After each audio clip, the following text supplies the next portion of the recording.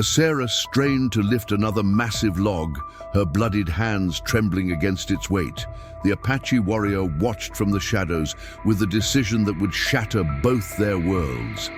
In her stubborn defiance of the frontier's cruelty, he saw not an enemy to destroy, but the fierce spirit of a family he desperately longed to reclaim. Before we continue, don't forget to subscribe to the channel, like the video, and comment where in the world you're watching from. Let's go. The sun rose mercilessly over the Arizona territory, scorching the parched earth with unforgiving heat. Sarah Calloway's weathered hands gripped another log, her once delicate fingers now calloused and strong from months of labor. At 48, her body ached in ways she never imagined possible, but her spirit remained unbroken. Sweat trickled down her temples, leaving trails through the dust that clung to her sun-bronzed face. "You promised we'd build it together, William," she whispered to the empty air, her voice carrying no further than the rough-hewn cabin walls that stood as testament to her stubborn will. "I aim to keep that promise, even if I'm keeping it alone."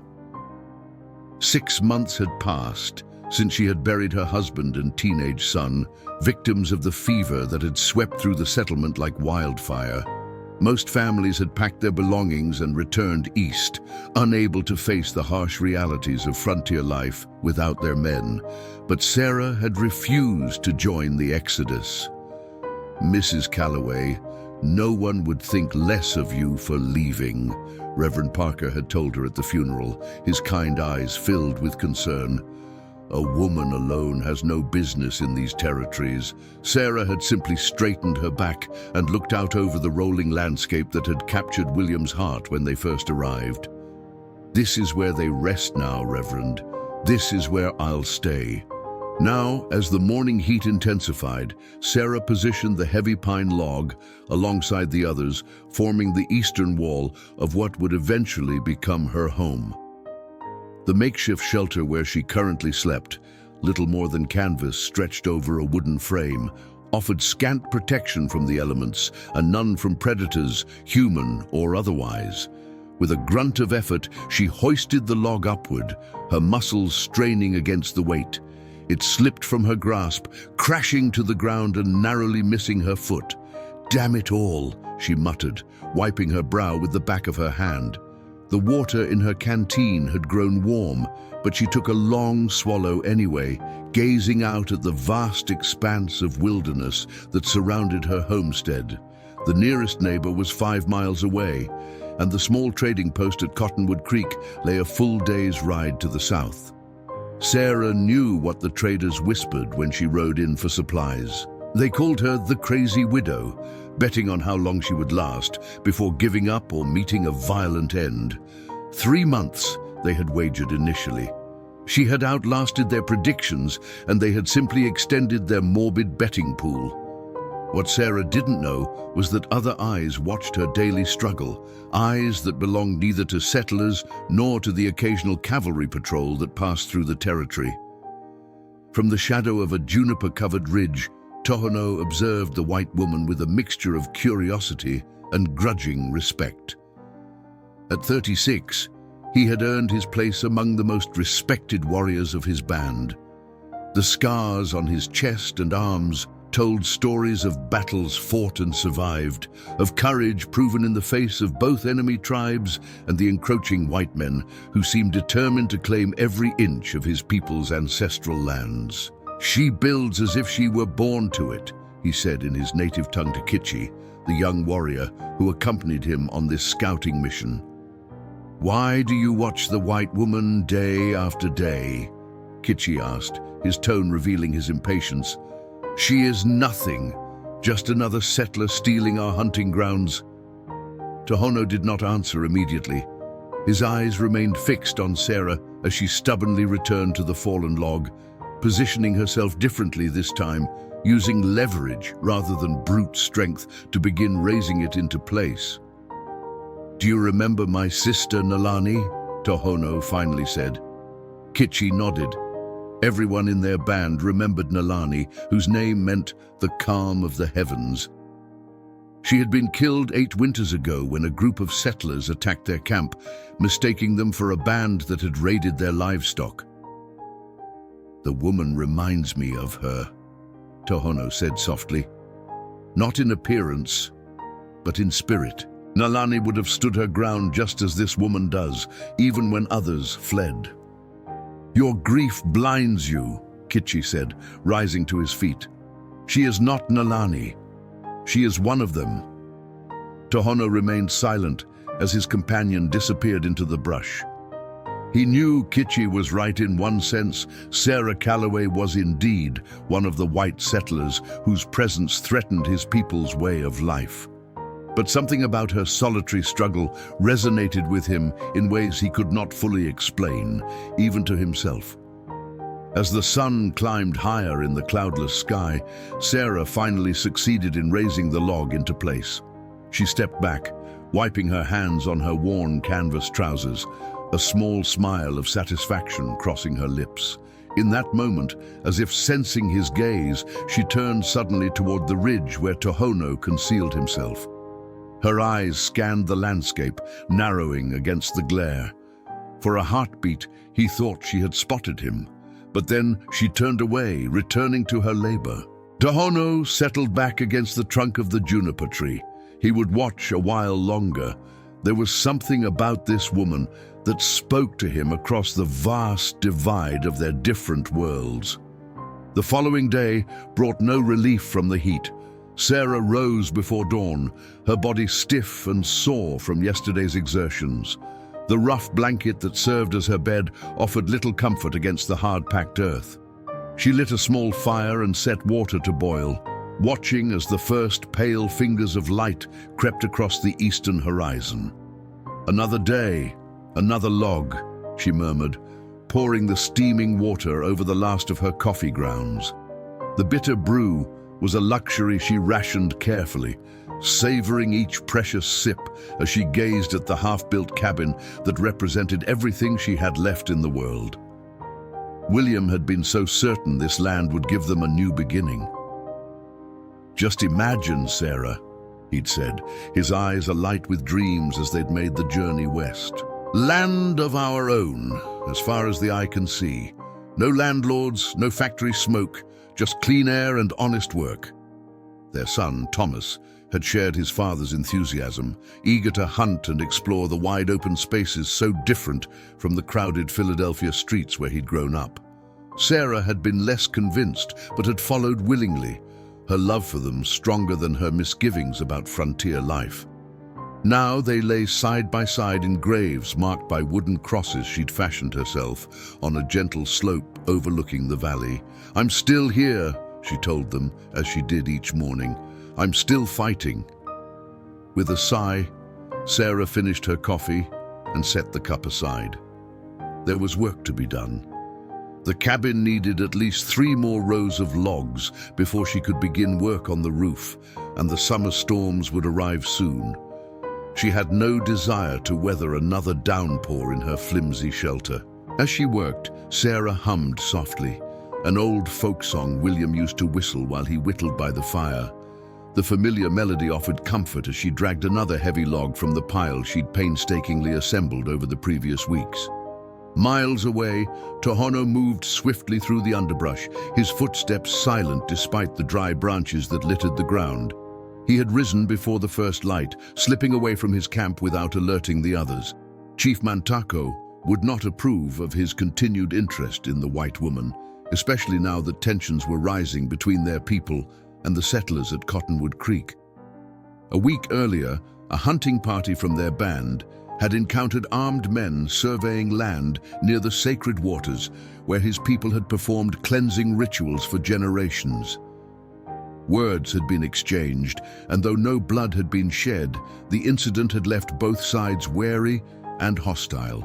"These white men understand only one thing, power," Mantako had declared during council. "They see our patience as weakness, our restraint as fear. Soon they will push us from the last of our hunting grounds." Tohono understood the chief's anger. He had witnessed the gradual encroachment of settlers for years now, had seen how the game grew scarcer as more land fell under the plough. Yet something within him resisted the notion that all white people carried the same guilt. His sister, Nalani, had believed in the possibility of peace. "Our ways are different," she had once told him, "but under the skin, we are the same. We all bleed. We all love our children. We all fear the darkness." Nalani had been 23 when the settlers' bullets cut her down, a young mother with a daughter barely old enough to walk. Her child, Kimi, now lived with Tohono's cousin and her husband, who had taken the girl as their own after Nalani's death. Kimi was 8 now, with her mother's gentle eyes and stubborn spirit. Each time Tohono looked at his niece, he felt the weight of his promise to Nalani that he would help create a world where Kimi could grow to womanhood without fear. As he neared the ridge overlooking Sarah's homestead, Tohono paused, scanning the area for any sign of other settlers or cavalry patrols. Seeing none, he settled into his familiar observation point, concealed by the natural contours of the land and the scattered juniper trees. The white woman was already at work, struggling with a log almost as long as she was tall. Her determination was evident in every line of her body, in the set of her jaw as she maneuvered the heavy timber. When the log slipped from her grasp for the 3rd time, she let out a cry of frustration that carried clearly to Tohono's hiding place. He watched as she sat heavily on the fallen log, her head bowed in momentary defeat. For the first time since he had begun observing her, Sarah Calloway seemed truly overwhelmed by the task she had set for herself. Without conscious thought, Tohono found himself moving, descending the gentle slope that separated him from the clearing where Sarah's cabin stood. A voice in his mind warned him to stop, to return to the shadows where it was safe, where the boundaries between their worlds remained intact. But he continued forward, driven by an impulse he could neither name nor resist. The snap of a twig beneath his moccasin alerted Sarah to his presence. She spun around, rising to her feet with surprising speed, her hand moving instinctively to the pocket of her apron where Tohono suspected she kept a weapon. Their eyes met across 20 paces of sun-drenched earth. Neither moved, neither spoke. Two worlds collided in that silent moment as the wind whispered through the pines that surrounded them. Time seemed to stand still as Sarah stared at the Apache warrior standing at the edge of her clearing. Her heart hammered against her ribs, and her mouth went dry. She had seen Indians before, at a distance in the settlement and occasionally from afar when riding to the trading post, but never this close, never alone, and never on her property. Her fingers curled around the small Derringer pistol in her apron pocket. William had insisted she learn to shoot it before they left Philadelphia. 2 shots, Sarah, he'd told her. Make them count if you ever need them. But something in the warrior's stance made her hesitate. He stood with his hands empty at his sides, making no threatening moves. His attire was traditional, buckskin leggings, a knife sheathed at his waist, his chest bare save for a pendant of some kind hanging from a leather cord around his neck. His black hair was pulled back, revealing a face marked by the elements and time, yet still handsome in its strength and dignity. What struck Sarah most were his eyes, dark, intelligent, and assessing her with an intensity that suggested he had seen her before. The realization sent a chill down her spine. "You've been watching me," she said, her voice steadier than she felt. Tohono understood her words, though English still felt awkward on his tongue.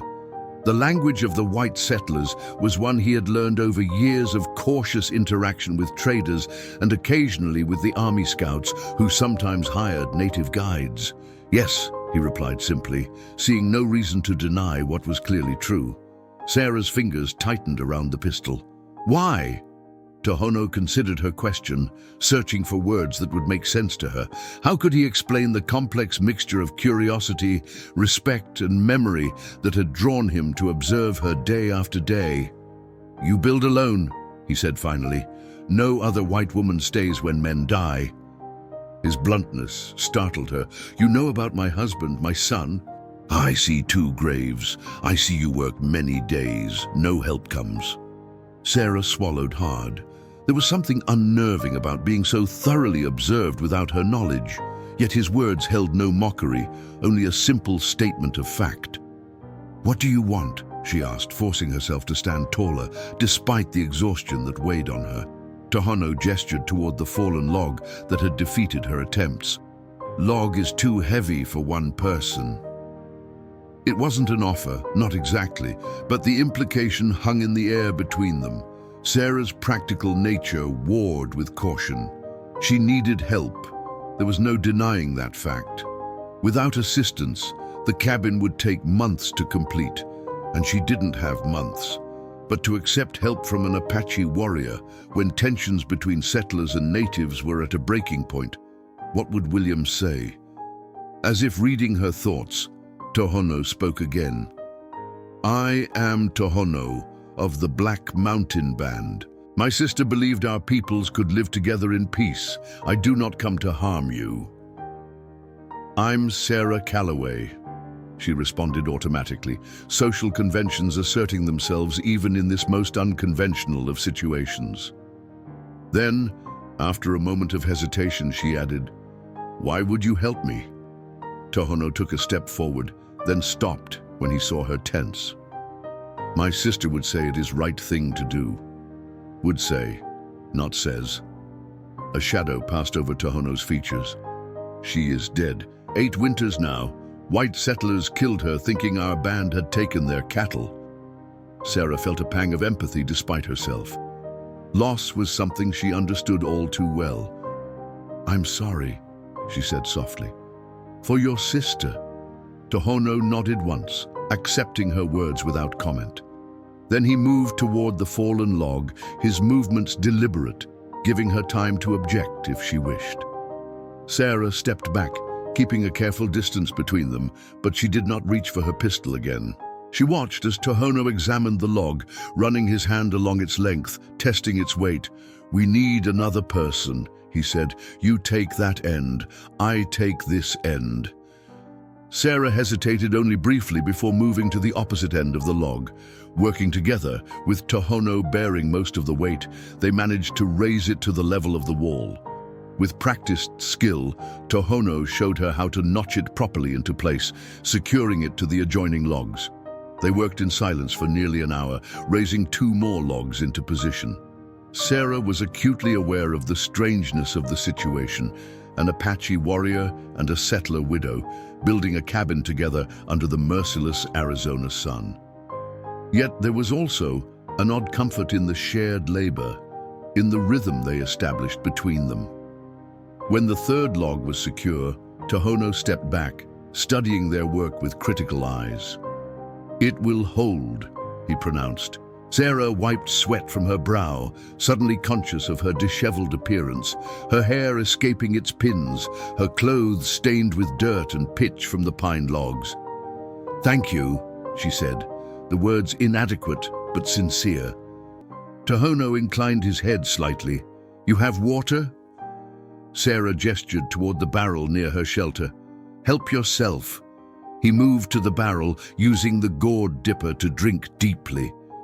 As he did, Sarah noticed a long scar that ran across his right shoulder blade, an old wound that had healed poorly.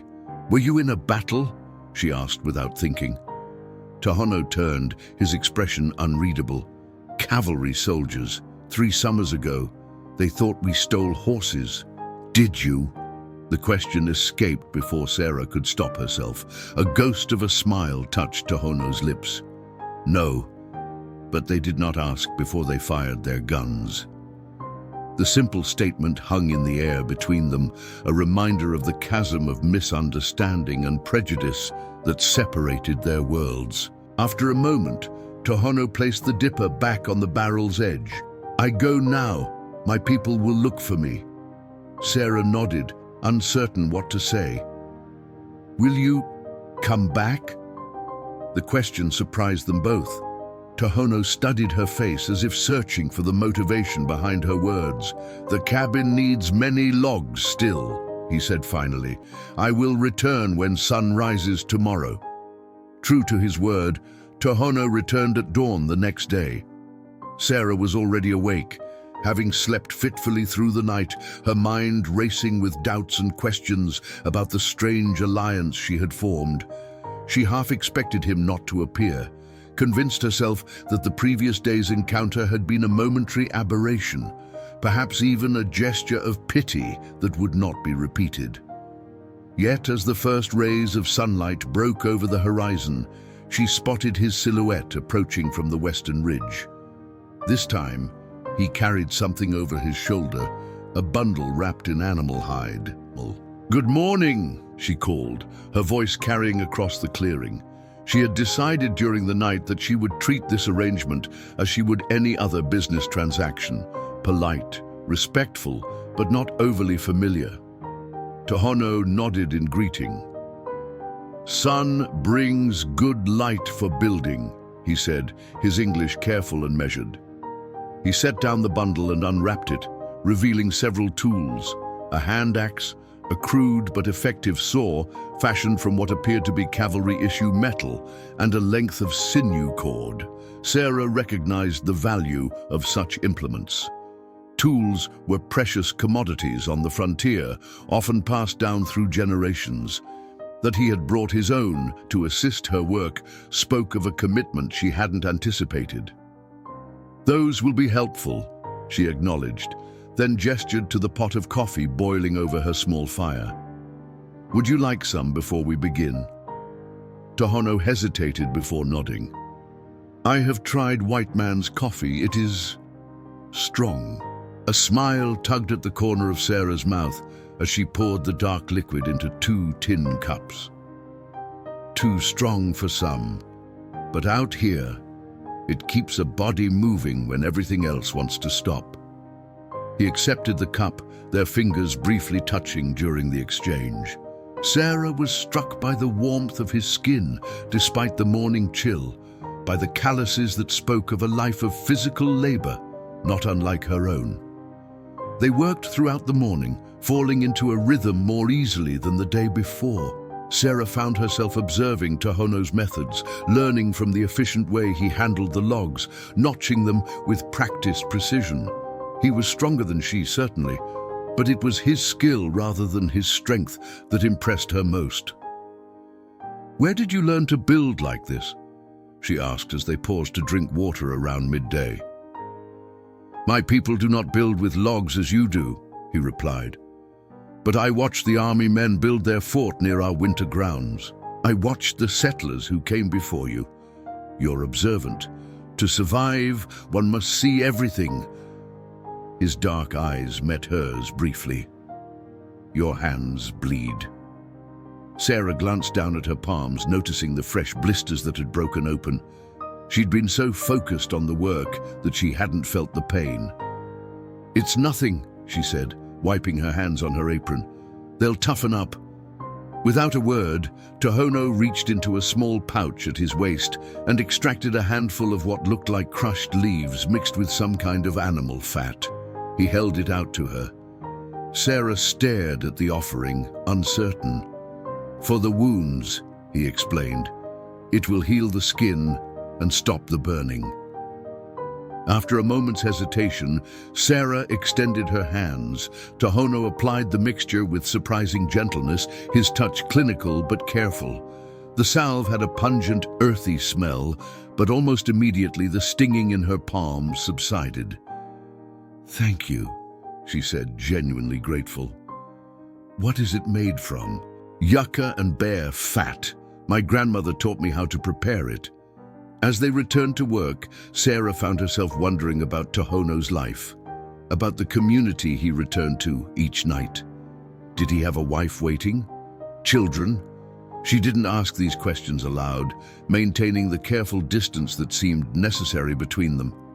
The sun was beginning its westward descent when the sound of approaching hoofbeats interrupted their labor.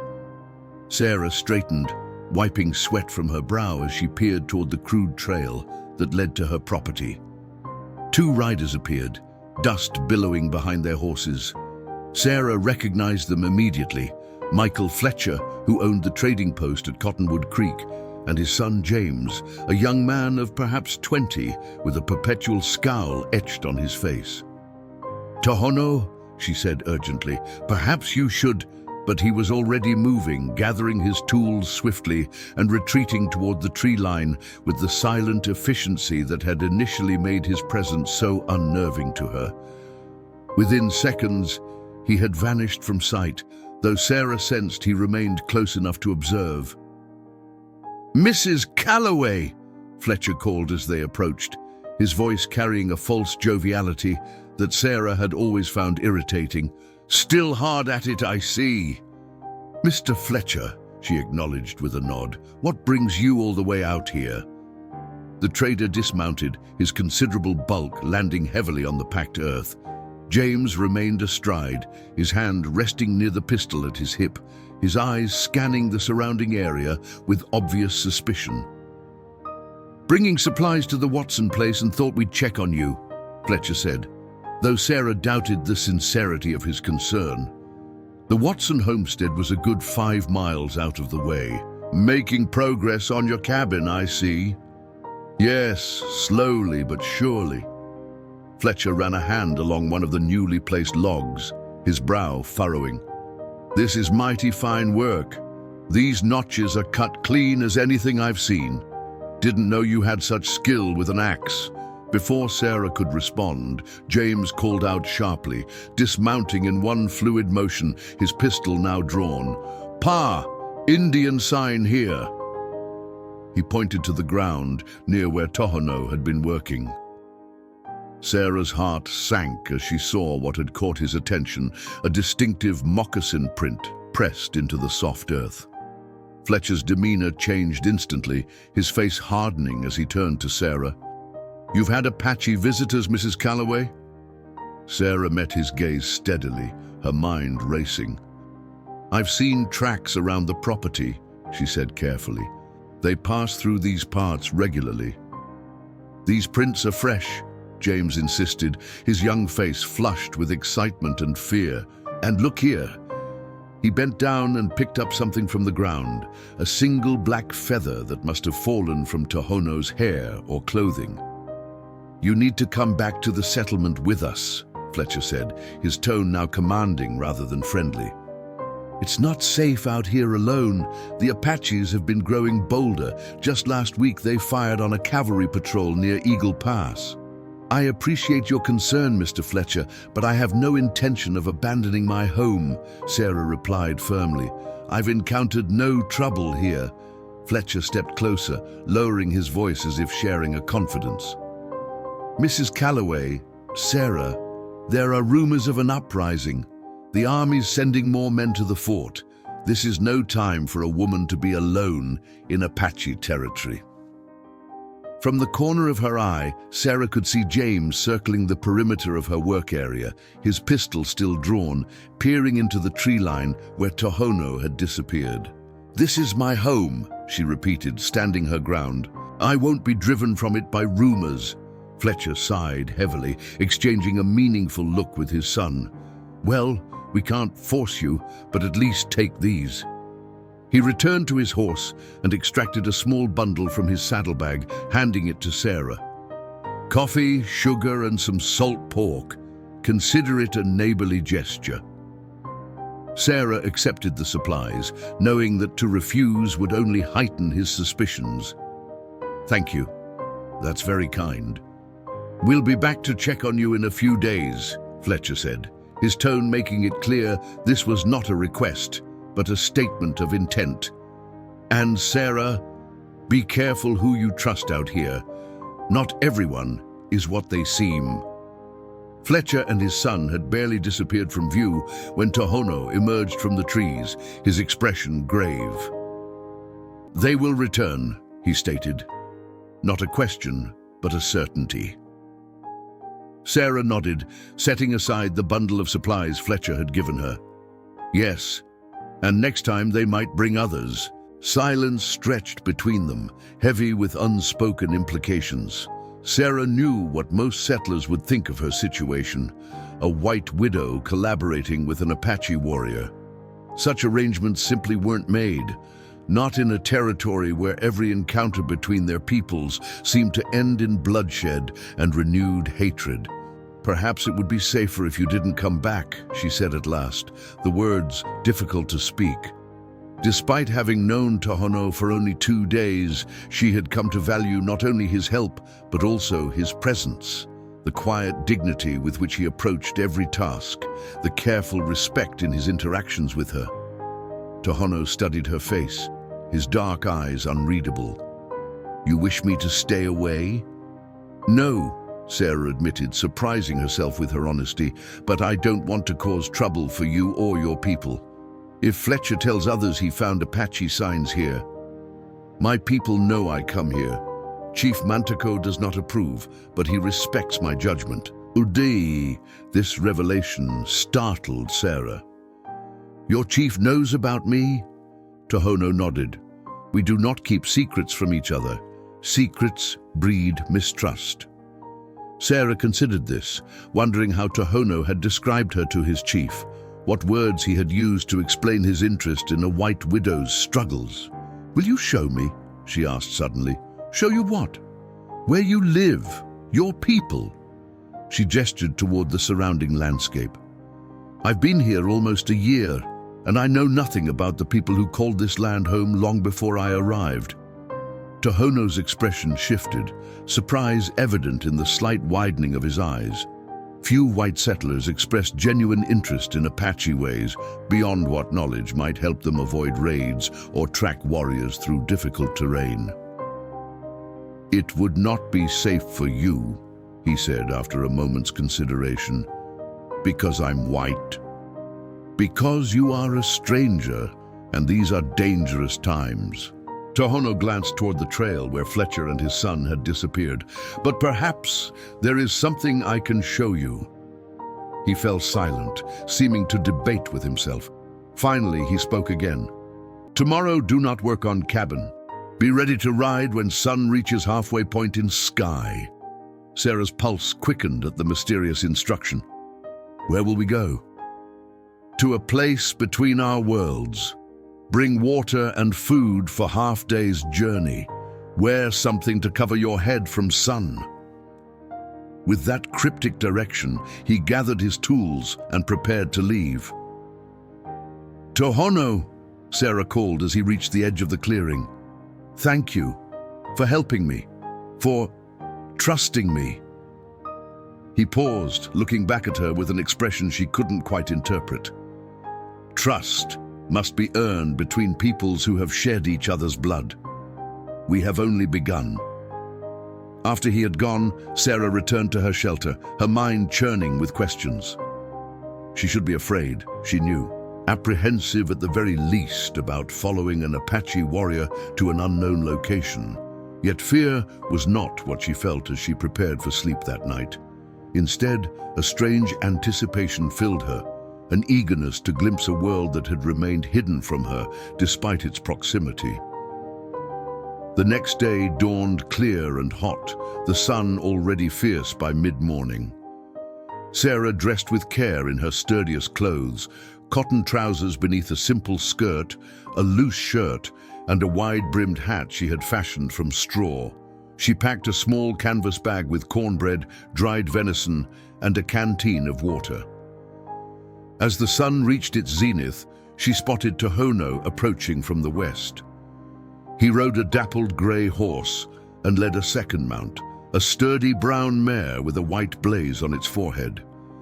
"The horse is called Tala," he said as he dismounted. "It means wolf in my language. She is gentle but strong." Sarah approached the mare cautiously, allowing the animal to catch her scent before gently stroking its neck. "She's beautiful. Where did you—" She trailed off, unsure how to ask without causing offense. Horses were valuable commodities, and raiding for them was a practice among many native tribes. Tohono's lips curved in a hint of a smile. "We traded for her with Navajo to the north. 3 fine bows and a silver bracelet was her price." Sarah felt heat rise in her cheeks, embarrassed by the assumption her unfinished question had revealed. "I'm sorry, I didn't mean to imply. You speak what is in your mind, Tohono interrupted. This is better than hiding thoughts behind pleasant words, as many white people do. With surprising grace for a man of his size and strength, he mounted his horse in one fluid motion. Come, we have distance to cover. Sarah secured her pack and climbed onto Tala, grateful that the mare seemed well-trained and responsive. They rode in silence away from the homestead, following no visible trail as Tohono led them into increasingly rocky terrain. The landscape changed as they traveled, the scattered pines giving way to rugged outcroppings and deep ravines that spoke of ancient floods cutting through the earth. After an hour's ride, Tohono raised his hand, signaling a halt. They had reached what appeared to be a dead end, a high wall of striated red rock rising before them. We go on foot from here, he said, dismounting and securing his horse to a stunted juniper tree. Sarah followed suit, her legs stiff from the unaccustomed ride. What is this place? Tohono didn't answer immediately. He helped her tie Tala beside his own mount, then retrieved a small pouch from his saddlebag. From it, he withdrew a pinch of what looked like crushed herbs, which he scattered on the ground with murmured words in his native tongue. An offering, he explained, noticing Sarah's curious expression, to ask permission to enter this sacred place. Tohono led Sarah along a narrow fissure in the rock face, one that would have been nearly invisible if approached from any other angle. The passage was so tight in places that they had to turn sideways to squeeze through, the rough stone scraping against their clothing. Watch your step, Tohono cautioned as they navigated the uneven ground. The path remembers those who treat it with disrespect. Sarah wasn't certain if this was a practical warning or something more spiritual, but she moved with careful deliberation, following Tohono's lead. The air within the passage was noticeably cooler, carrying a mineral scent that reminded her of the deep cellars back east. After several minutes of walking in semi-darkness, the passage suddenly opened, revealing a sight that took Sarah's breath away.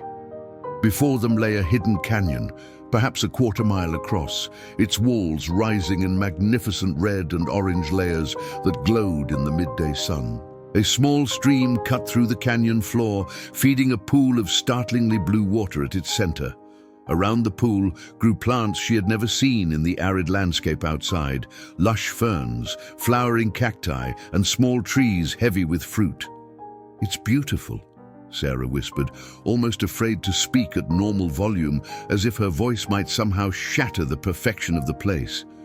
We call it Istzan Nadle He Biati, Tohono said, his voice taking on a rhythmic quality as he pronounced the Apache words. In your language, it would be Changing Woman's Garden. Changing Woman. She is the most powerful deity to our people. She brings the seasons, controls the weather, and gives life to all things. Tohono gestured to the vibrant vegetation surrounding them. This place is sacred to the women of our tribe. They come here for healing, for wisdom, and to connect with Changing Woman's spirit. Sarah took this in, sensing the profound significance of Tohono sharing such a place with her. Am I allowed to be here? As an outsider? Tohono's expression softened slightly. Few outside our tribe have ever seen this canyon, but Changing Woman's wisdom is for all who seek it with an open heart. They descended a natural path that wound down the canyon wall, eventually reaching the valley floor. Up close, the pool was even more striking, so clear that Sarah could see straight to the bottom, where white stones caught the sunlight and reflected it back in shimmering patterns. Tohono led her to a flat rock beside the pool where they sat. From his pouch, he produced another pinch of herbs, which he sprinkled onto the water's surface. Another offering? Sarah asked. He nodded. For taking water. He cupped his hands, dipped them into the pool, and drank deeply. After a moment, Sarah did the same, finding the water sweeter and more refreshing than any she had tasted before. They shared the food Sarah had brought, cornbread and dried venison for her, while Tohono produced strips of what he called tiswin, a dried fruit leather that had been sweetened with honey. The meal was simple but somehow profound in the setting, each bite seeming to connect them more deeply to the place and to each other. "My sister Nalani brought me here when I was a boy," Tohono said after they had eaten, breaking a long but comfortable silence. "She was older than me by 8 summers. Even then, she was wise beyond her years. Our mother died when I was very young, and Nalani raised me as if I were her own son." Sarah listened, sensing that this sharing of personal history was significant. "You said she believed in peace between our peoples?" "Yes. She learned your language from a missionary who lived near our winter camp. The man was different from other white men. He did not try to change our beliefs, but wanted to understand them. Nalani said he showed her that not all whites came with guns and greed in their hearts." His gaze turned distant, focused on memories only he could see. "When she was killed, many in our band called for revenge, but I remembered her words. Blood only calls for more blood. The cycle must be broken if our children are to know peace." "You honored her by choosing a different path," Sarah said softly. Tohono's dark eyes met hers. "I try, but it is not easy. Especially now with my niece growing older, asking questions about her mother, about why there is so much hatred between our peoples." "Your niece, Nalani's daughter?" He nodded. "Kimi. She is 8 winters old now. She lives with my cousin's family, but I watch over her. I teach her to hunt, to recognize plants that heal and those that harm. I tell her stories of her mother's courage."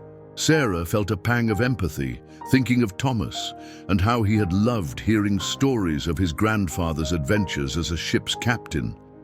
Children needed such connections to their past, to the people who had shaped their world even in absence. "What is she like, your niece?" A rare smile transformed Tohono's face, softening the stern lines and revealing a tenderness Sarah hadn't glimpsed before. "She is like the wind, always moving, asking questions, challenging everything. She climbs trees better than most boys in our band. She can track a rabbit across stone." His pride was evident, warming his voice as he spoke of the girl. "But she has her mother's gentle heart too. Last winter, she found an injured hawk with a broken wing. For weeks, she cared for it, feeding it by hand until it was strong enough to fly again." Sarah smiled, picturing the determined young girl Tohono described. "She sounds remarkable." "She is the future," Tohono said, his expression growing serious once more. "What I do, the choices I make, they are for Kimi and the children of her generation. I want her to grow up in a world where she is not hunted for the color of her skin or the language she speaks." The weight of his words settled between them. Sarah thought of the cabin she was building, of her determination to honor William and Thomas's dream. But was a single homestead enough of a legacy? What world was she helping to create through her own actions and choices? "I understand," she said finally, "more than you might think." Tohono studied her face, perhaps searching for the truth behind her words. Whatever he saw seemed to satisfy him, for he nodded slowly. "There is something else I wish to show you," he said, rising to his feet. He extended a hand to help her up, the first such gesture he had offered, and after a moment's hesitation, Sarah took it, feeling the strength in his calloused fingers as they closed around hers. He led her to a section of the canyon wall, partially obscured by hanging vines. Pushing these aside, he revealed a series of paintings on the smooth rock surface. Handprints in red ochre, stylized figures of animals and people, geometric patterns that seemed to tell a story Sarah couldn't quite decipher. The ancestors left these marks thousands of years ago, Tohono explained, his voice hushed with reverence. They speak of great migrations, of times when the water covered all the land, of agreements made between the people and the spirits that guard this world. Sarah stared in wonder, reaching out to touch one of the painted figures before catching herself. "May I?" Tohono nodded. "They are meant to be felt as well as seen. The stories live in the rock itself." She placed her palm against the cool stone, tracing the outline of a painted handprint much smaller than her own. The connection to those ancient artists was immediate and profound. Humans like herself, reaching across time to leave their mark, to communicate something essential about their existence. "Thank you," she said, turning to Tohono with emotion welling in her throat, "for sharing this with me. I know the risk you take in bringing me here. You build your home with your own hands, on land you have not stolen," he replied. "You face each day with courage, even in your grief. You are worthy of this knowledge." His words touched something deep within her, a longing for validation she hadn't realized she carried. Among the settlers, her stubborn independence had been met with skepticism at best, pity and ridicule at worst. Here, in this sacred space, with this man from a world so different from her own, she felt truly seen for perhaps the first time since William and Thomas's deaths. The moment stretched between them, charged with unspoken understanding. Then from above came the distinct cry of an eagle breaking the spell. They both looked up to see the magnificent bird circling the canyon, its wingspan casting a moving shadow across the ground where they stood. "A sign," Tohono said, watching the eagle's flight. "The messenger between worlds approves of our presence here today." Sarah wasn't certain she believed in such omens, but in that moment, in that place, it was easy to imagine that the natural world was indeed communicating with them, offering guidance and perhaps blessing. The journey back to Sarah's homestead was made largely in contemplative silence, each lost in their own thoughts about the significance of what they had shared. The afternoon sun cast long shadows across the landscape as they rode, the horses picking their way carefully across the rocky terrain. As they crested the final ridge overlooking Sarah's property, Tohono suddenly raised his hand, signaling a halt. His body tensed, his gaze fixed on something in the distance. "What is it?" Sarah asked, instantly alert. "Riders, at your cabin." Sarah squinted against the glare of the setting sun. Sure enough, she could make out 3 horses tethered near her shelter and the unmistakable silhouettes of men moving around her half-built cabin. "Fletcher," she murmured, recognizing the stout figure directing the others. "And his son. I don't know the third man." Tohono's expression hardened. "The third man wears the clothes of a cavalry scout. This is not a friendly visit." A cold dread settled in Sarah's stomach. She had been gone all day, had left with an Apache warrior, exactly the kind of behavior that would inflame suspicions among the settler community. "They cannot find us together," Tohono said, echoing her thoughts. "It would bring danger to both of us." "What should we do?" Tohono considered for a moment, his eyes never leaving the scene below. "I will circle around through the trees. You approach them directly. Tell them you were gathering herbs in the hills. And if they don't believe me..." His gaze shifted to her, intense and unwavering. "You are strong, Sarah Calloway. Stronger than they know. You will convince them." There was such certainty in his voice that Sarah felt her confidence bolster despite the anxiety churning within her. She nodded, straightening her back. "When will I see you again?" The question slipped out before she could consider its implications. Tohono's expression softened momentarily. "I will find a way to send word. Now go, approach from the east, as if you were returning from the direction of the creek." With that, he turned his horse and disappeared into the dense pine forest that bordered the ridge. Sarah watched him go, then urged Tala into motion, circling wide to approach her property from a different angle than the one they had been traveling. Her heart pounded in her chest as she rode into the clearing, affecting an expression of surprise at finding visitors. "Mr. Fletcher, what brings you back so soon?" Fletcher turned sharply at the sound of her voice, his face flushed either from exertion or anger. Sarah couldn't tell which. James stood near the half-built wall of her cabin, hands on his hips, while a lean man in faded cavalry blues examined something on the ground nearby. "Mrs. Calloway," Fletcher said, his usual joviality entirely absent. "You've been gone all day." It wasn't a question, but Sarah answered as if it had been. "Yes, I was gathering herbs along the creek. The yarrow is in bloom, and it makes an excellent remedy for fevers."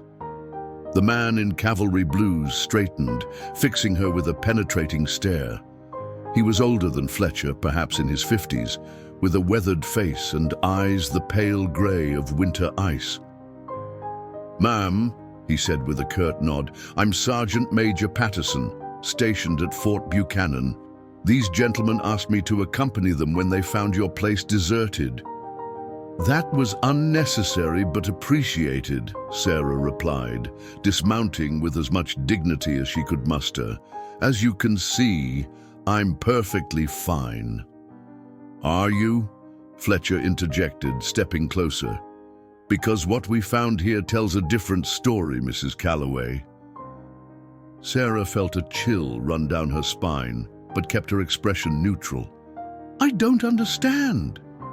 James strode forward, holding something in his outstretched hand.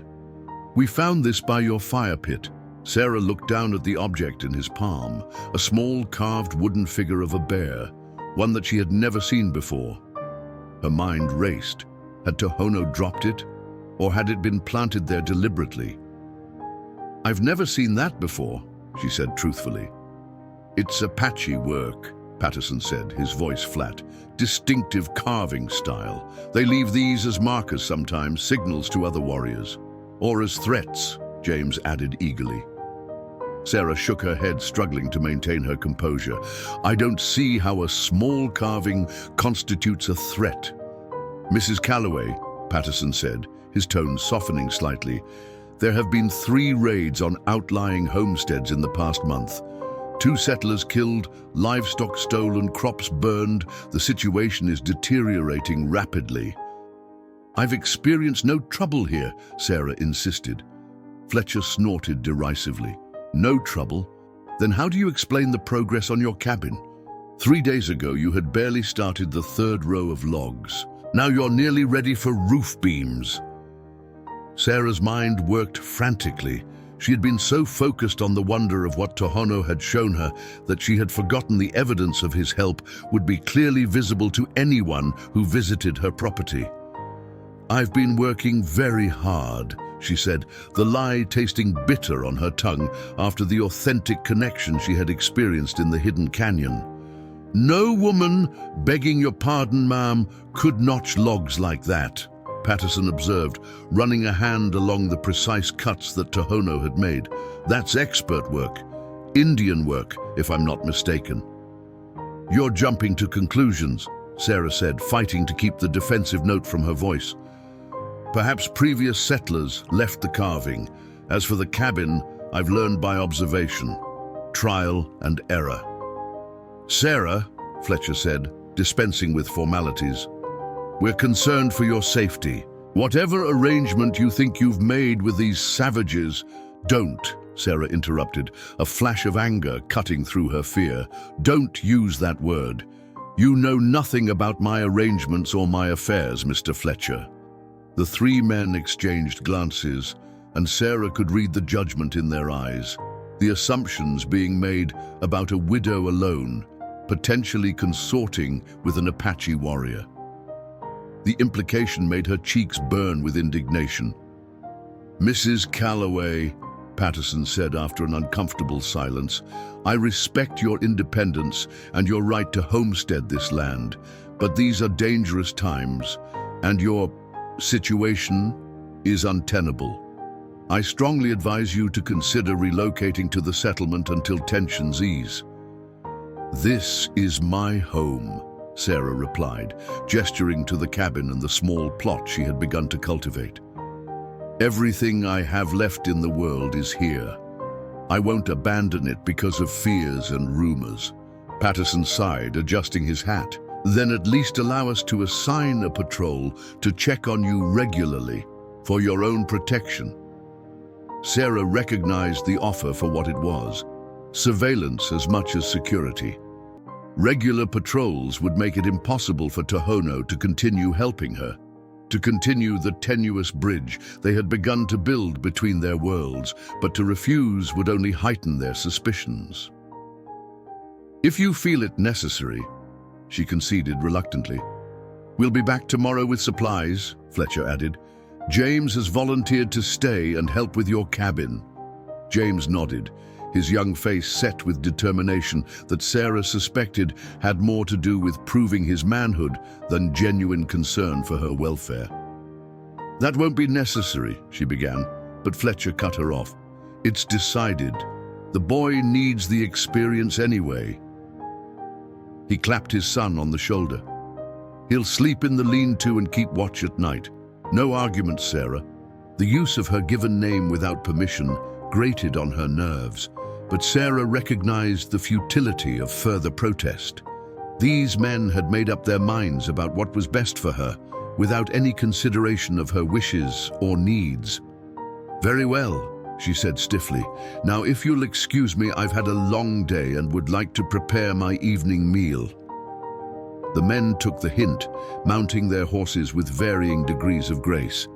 James remained behind, already unloading a bedroll and small pack from his horse. We'll return mid-morning, Fletcher called as they rode away. Try to stay close to the cabin until then. Only when they had disappeared from view did Sarah allow her shoulders to slump, the tension of the confrontation leaving her body in a rush that left her feeling weak and unsteady. Mom! James's voice startled her.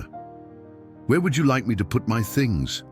Sarah turned to find the young man standing awkwardly nearby, his previous bravado diminished now that they were alone. Despite her frustration with the situation, she felt a flicker of sympathy for him. He was barely older than Thomas would have been, caught between boyhood and manhood, eager to prove himself. The lean-to will be fine, she said, softening her tone slightly. Have you eaten? No, ma'am. Pa said we'd likely have to offer you our provisions, but I see you're well stocked. He gestured to the small pile of supplies visible through the open door of her shelter. I can prepare enough for both of us, Sarah offered, partly from genuine hospitality and partly to establish a more amicable relationship with her unwanted guardian. If James was to stay, better to have him as an ally than an adversary. As they moved about the small camp preparing the evening meal, Sarah found her thoughts returning to Tohono. Had he witnessed the confrontation from his hiding place in the forest? Would he understand her predicament, or would he see her acquiescence as a betrayal of their fragile trust? And what of the carved bear? Had it been left as a message or planted as evidence to incriminate her? The questions swirled in her mind like autumn leaves caught in a whirlwind, offering no clear answers, only the certainty that the simple alliance she had formed with Tohono had suddenly become far more complicated and potentially dangerous for them both. 3 days passed with James Fletcher as Sarah's constant shadow. The young man proved himself surprisingly useful, if somewhat over-eager, helping her haul water from the creek and continuing work on the cabin walls. His skills were rudimentary compared to Tohono's, but his youthful strength made up for what he lacked in finesse. Sarah found herself warming to him despite her initial resentment of his presence. Unlike his father, James possessed a genuine curiosity about the land and a refreshing lack of pretension. He asked questions about her life before coming west, listened intently to her explanations of the medicinal plants she gathered, and shared stories of his own childhood in Missouri before his family had joined the westward migration. Pa always wanted more, he confided one evening as they sat by the fire, sharing a pot of rabbit stew Sarah had prepared. Said a man needs to keep moving if he wants to make something of himself. Ma didn't agree. She wanted to stay put, have a real home with proper furniture, and maybe even glass windows. "And what about you?" Sarah asked. "What do you want, James?" The question seemed to startle him. He stared into the flames, considering. "Never really thought about what I want. Always figured I'd follow Pa's lead, take over the trading post someday." "Is that what would make you happy?" James glanced at her, then away, a slight flush rising in his cheeks. "Don't rightly know what would make me happy, Mom, except..." He hesitated. "Except? There's a girl in the settlement, Lily Winters. Her pa's the blacksmith." A shy smile transformed his usually serious face. "She has the prettiest laugh you ever heard. Makes you want to laugh right along with her, even if you don't know what's funny." Sarah smiled, touched by the young man's evident infatuation. "She sounds lovely." "She is." James's expression clouded. "But Pa says I'm too young to be thinking about courting. Says I need to establish myself first, prove I can provide." "There's wisdom in that," Sarah acknowledged, "but there's also wisdom in knowing your own heart." They fell silent, each lost in their own thoughts as the fire crackled between them. Sarah found herself thinking of William, not with the sharp pain that had characterized her early grief, but with a gentler ache, a wistful remembrance of the love they had shared. She thought too of Tohono, wondering where he was, whether he was safe, whether he had given up on their unlikely alliance. As if summoned by her thoughts, a soft hooting sound came from the darkness beyond the firelight. James tensed, reaching for the rifle that never left his side. "Just an owl," Sarah said quickly, recognizing the call as identical to one Tohono had used to signal his presence on their journey to the hidden canyon. Her heart raced. He was near. "Sounds close," James muttered, still wary. "Might be best to douse the fire, make it harder for anyone to spot us from a distance." "I'm sure it's nothing to worry about," Sarah replied, trying to keep her voice casual. "But you're right, it's getting late. We should both get some rest." James nodded, kicking dirt over the fire until only a few embers remained glowing in the darkness. "I'll keep first watch, ma'am. Wake you if there's any trouble." "That's not necessary, James. We've seen no sign of danger in 3 days. All the same, I promised Pa." His tone made it clear the matter wasn't open to discussion. Sarah retreated to her shelter, her mind working frantically. Tohono was out there trying to communicate with her, but how could she respond with James standing guard? She lay on her pallet, listening to the young man's movements as he paced the perimeter of the camp, rifle cradled in his arms. Hours passed. The moon rose, casting silver light through the gaps in Sarah's shelter. Finally, she heard James settle into the lean-to, his breathing eventually deepening into the rhythmic pattern of sleep. Moving with exquisite care to avoid making noise, Sarah slipped from her blankets and eased the door flap open. The night air was cool against her skin as she crept past the smoldering remains of the fire, past James's sleeping form, and into the shadow of the half-built cabin. "Tohono?" she whispered into the darkness, so softly the word barely carried past her lips. For a long moment there was nothing. Then, like a shadow separating itself from the greater darkness, Tohono materialized from between 2 pine trees at the edge of the clearing. He moved silently across the open ground to where she waited, his expression grave in the moonlight. "You should not be outside," he said, his voice barely audible. "The boy has a quick trigger finger." "He's asleep," Sarah assured him, though she glanced nervously toward the lean-to. "I had to see you to explain." "I understand," Tohono interrupted gently. "I watched. I saw them place the guardian over you. They found a carving, a small wooden bear. They said it was Apache work. Tohono's brow furrowed. I left no such thing. Then someone else did. Someone who wanted to create suspicion. My cousin Kichi, perhaps, Tohono said after a moment's thought. He disapproves of my coming here. He believes all white settlers are enemies. And what do you believe? Sarah asked, studying his face in the dim light. I believe that path leads only to more graves on both sides.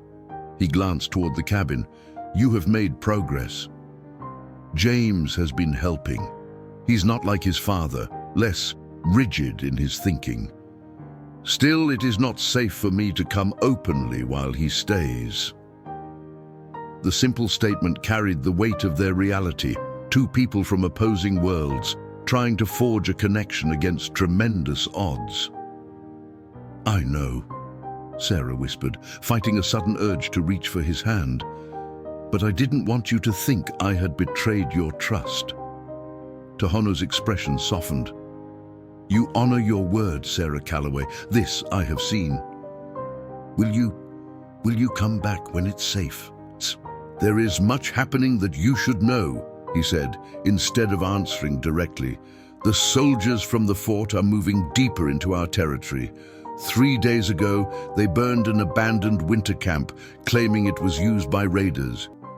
Sarah felt a chill that had nothing to do with the night air. And was it? No. It was a place where our elders dried herbs and prepared medicines. Tohono's jaw tightened. Many in my band call for war now. Even Chief Mantako's patience grows thin. And Kimi, your niece? The mention of the girl's name brought a flicker of warmth to Tohono's eyes. She is safe. I have moved her and my cousin's family deeper into the mountains, away from the soldiers' paths. Sarah nodded, relieved for the child's safety, yet troubled by the escalating tensions. What will happen to Tohono? I do not know, but I fear blood will flow before wisdom prevails. He glanced toward the eastern horizon, where the faintest lightening of the sky signaled the approaching dawn. I must go. The boy will wake soon. Wait, Sarah said impulsively, reaching into the pocket of her skirt. She withdrew a small object wrapped in a scrap of cloth. For Kimi, to let her know not all white people wish her harm. Tohono unwrapped the gift, a small carved wooden horse that Thomas had made years ago, one of the few keepsakes Sarah had brought from their life in Philadelphia. Your son made this, Tohono asked, recognizing the significance of the offering. Sarah nodded, blinking back sudden tears. Thomas. He loved horses, dreamed of raising them out here. Tohono closed his fingers gently around the carving. I will tell Kimi it comes from a brave woman who builds her home with her own hands. Thank you. He turned to leave, then hesitated. Sarah, be careful. The Fletcher man, he has ambitions that extend beyond his trading post. He seeks influence with the army, with the territorial government. Your friendship with me would be valuable to him, as evidence, as justification for actions against my people. I understand, Sarah said, though her heart sank at the implications. When will I see you again? Watch for 3 stones stacked beside your water barrel. It will mean I'm near, that it is safe to meet after darkness falls. He hesitated, then added, Until then, trust your instincts. They have served you well. With those words, he melted back into the shadows as silently as he had appeared, leaving Sarah standing alone in the moonlight, the ghost of his presence lingering in the still air. She returned to her shelter, slipping beneath her blankets just as James stirred in the lean-to, roused by some inner sense of duty as the first birds began their dawn chorus. Morning, Mom, he called softly a few minutes later, poking his head through the door flap. Thought I heard something in the night. Did you notice anything? Just an owl, Sarah replied, meeting his gaze steadily. Nothing to worry about. 2 days later, Fletcher arrived with Sergeant Patterson and 3 cavalry privates in tow. They brought supplies as promised, flour, sugar, coffee, and ammunition, but also troubling news. Apache raiding party hit the Zimmerman place yesterday, Fletcher announced as they unloaded the provisions, took their entire herd of cattle, burned the barn to the ground. Anyone hurt? Sarah asked, her stomach tightening with dread. Patterson shook his head. Zimmerman and his boys were in town when it happened. Mrs. Zimmerman and the girls hid in the root cellar, but it was a close call. Too close, Fletcher added grimly. The Army's authorized additional patrols. Captain Monroe's talking about a more proactive approach to the problem. The emphasis he placed on proactive made Sarah's blood run cold. Meaning what exactly? Patterson cleared his throat. Meaning we find their camps before they can organize more raids. Disruption rather than reaction. Disruption, Sarah repeated flatly. You mean destroying their homes, where women and children live? Now, Mrs. Calloway, Fletcher said with exaggerated patience, no one's targeting innocents, but these savages need to understand there are consequences for their actions. Sarah bit back the angry retort that rose to her lips, conscious of James watching her closely. Instead, she focused on organizing the supplies, her movements precise and controlled, despite the turmoil churning inside her. I appreciate the provisions, she said when she had composed herself, and the information. But I have work to do if I'm to have the cabin finished before the autumn rains. Patterson tipped his hat respectfully. Of course, ma'am. We'll be increasing patrols in this area as well. You'll likely see soldiers every day or two. And James, Sarah asked. Surely he's needed at the trading post. Fletcher and Patterson exchanged a look that Sarah couldn't quite interpret. Actually, Fletcher said, we're hoping James might stay on a while longer. Captain Monroe was quite impressed when I told him how my boy volunteered to protect a widow on her homestead, said it showed real frontier spirit. The implication was clear. James's presence served multiple purposes, not least of which was Fletcher's own social advancement. Sarah glanced at the young man, seeing the conflict in his expression. He didn't want to leave, but neither did he seem entirely comfortable with his father's maneuvering. I'm happy to stay if Mrs. Calloway needs me, James said, a hint of defiance in his tone as he looked at his father. But I won't be used as a pawn in your games with the captain, Pa. Fletcher's face darkened with anger. You'll do as you're told, boy, and mind your tongue. It's fine, Sarah interjected, unwilling to see James punished for his moment of independence. I appreciate the help, truly. James is welcome to stay as long as he wishes. The tension eased somewhat, though Fletcher's expression remained thunderous. After a few more minutes of forced conversation, the men mounted their horses and departed, leaving Sarah and James alone once more. I'm sorry about my Pa, James said as they watched the dust settle behind the riders. He's always looking for angles, for ways to get ahead. Been that way as long as I can remember. You don't need to apologize for him, Sarah replied. But I am curious, do you actually want to stay here? Away from the settlement, away from Lily Winters and her pretty laugh. A blush crept up James's neck. I don't mind the work, and... He hesitated, seeming to choose his words carefully. I think you might need a friend right now, Mrs. Calloway. Someone who sees things a bit different than Pa and the sergeant. Sarah studied the young man's earnest face, wondering exactly what he had observed during his stay, what conclusions he had drawn about her, and perhaps about Tohono as well. What do you mean by that, James? He met her gaze directly, surprising her with the maturity in his eyes. I mean, I don't think all Apaches are savages, no more than all white folks are saints. And I think maybe you've learned that too, in your own way.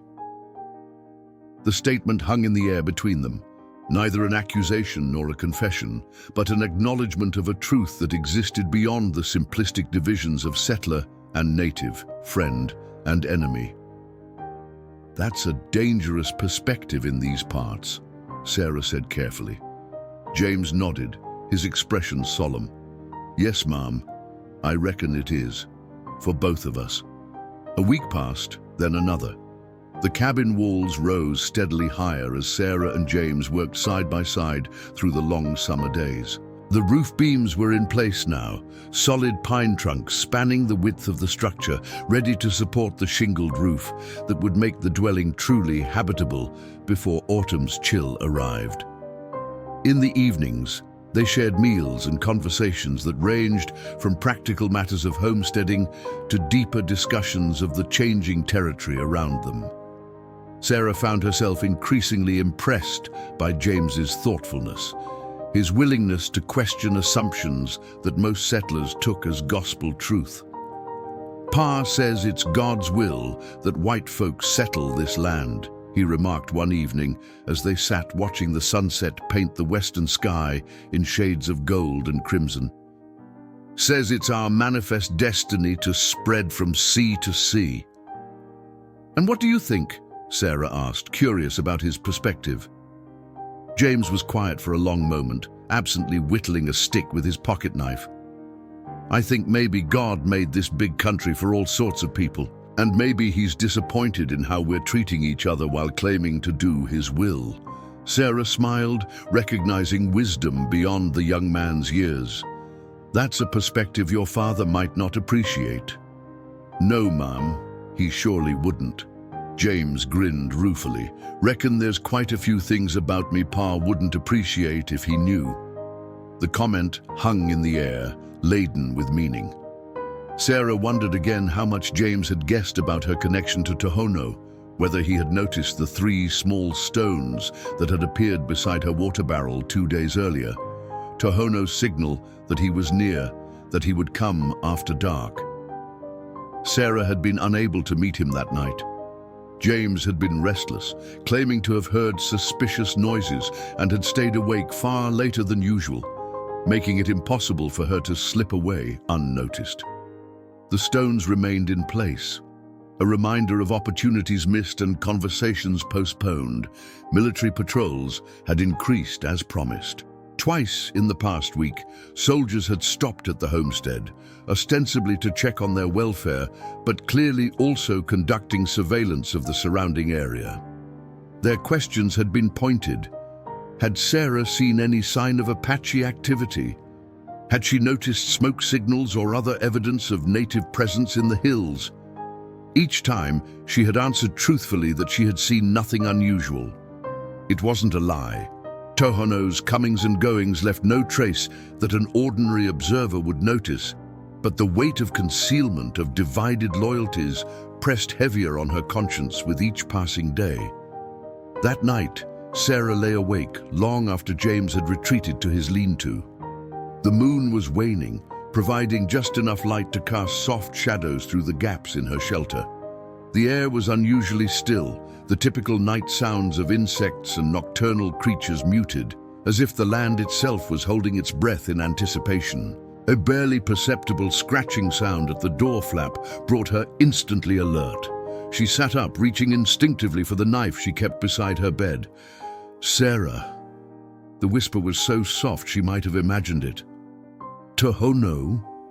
The door flap moved, and Tohono's silhouette appeared, a darker shadow against the night.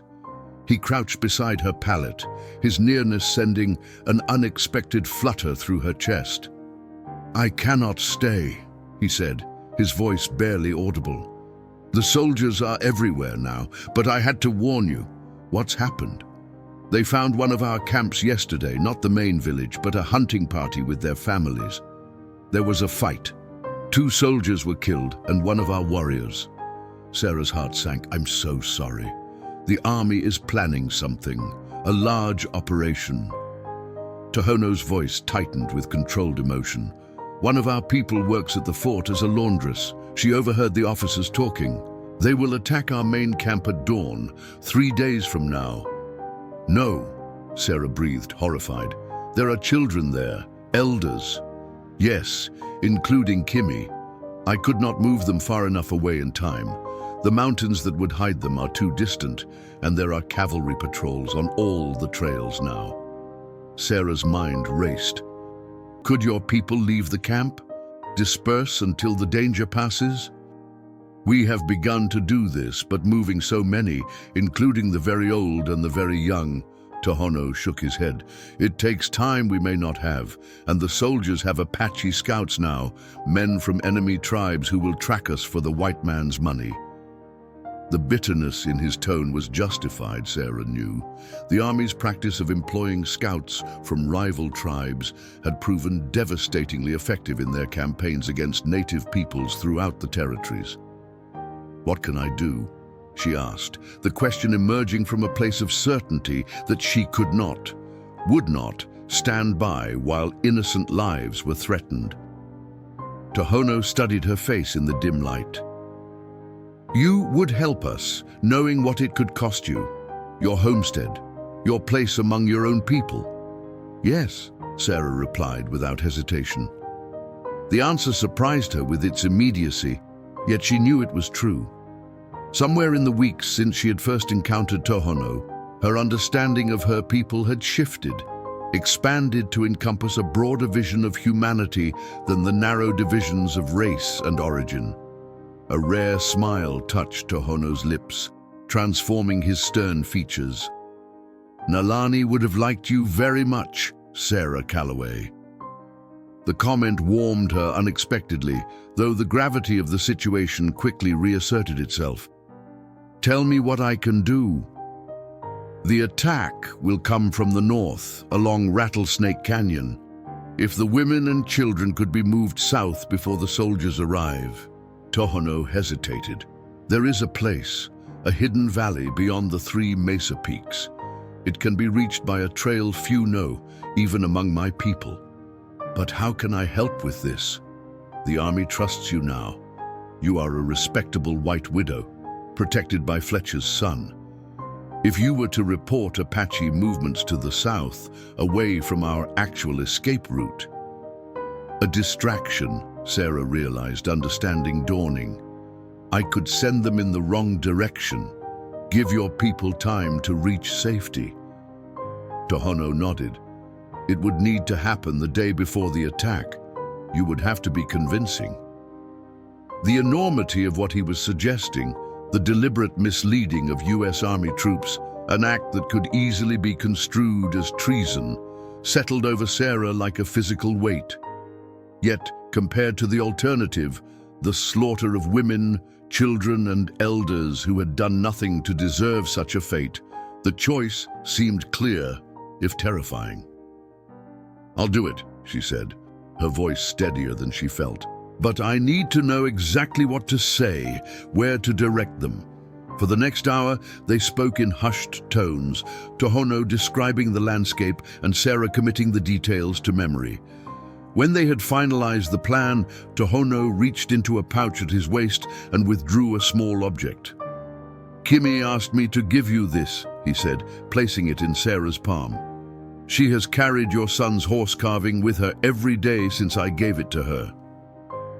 Sarah looked down at the gift, a tiny deerskin pouch decorated with intricate beadwork in patterns of blue and white. Inside was a small, smooth stone painted with delicate symbols.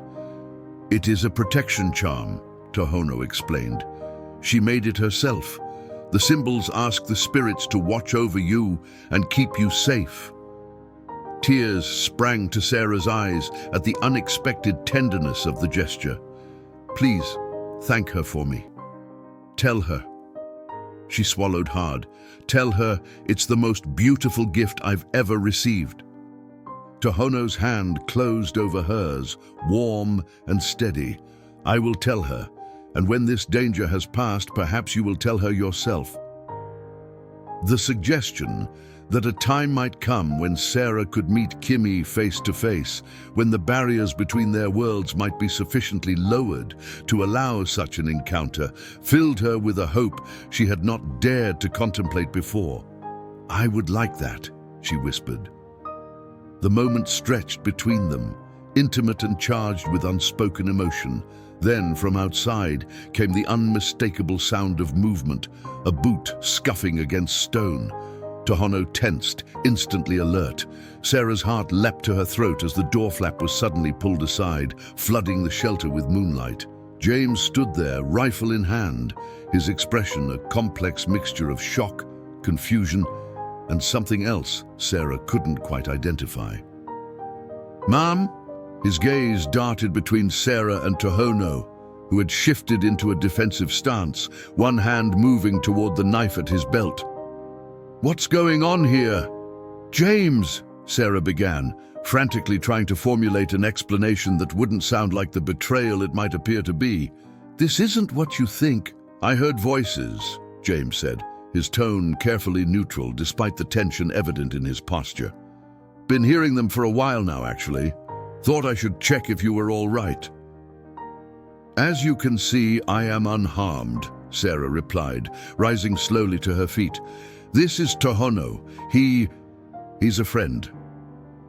James's eyes narrowed, though the rifle barrel remained pointed at the ground. "A friend. I see."